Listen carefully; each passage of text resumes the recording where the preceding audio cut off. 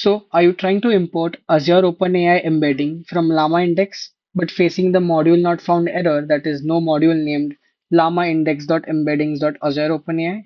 Let's fix it under 60 seconds and import Azure OpenAI embedding. So the first step would be to pip install the required library. So llamaindex.embeddings.azure OpenAI. We'll quickly run this and then we'll again try to run this code. So now this error generally takes place when the module is not installed on our notebook or on our kernel or on our environment.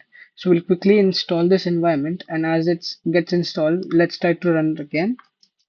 And now you can see that the same line will definitely get executed because now we've installed the module itself already. So we'll wait for a while till it gets installed, and then the Azure OpenAI embedding will be available to use. So yeah, as you can see from llamaindex.embeddings.azure OpenAI, we can successfully import Azure OpenAI embedding. So that's it.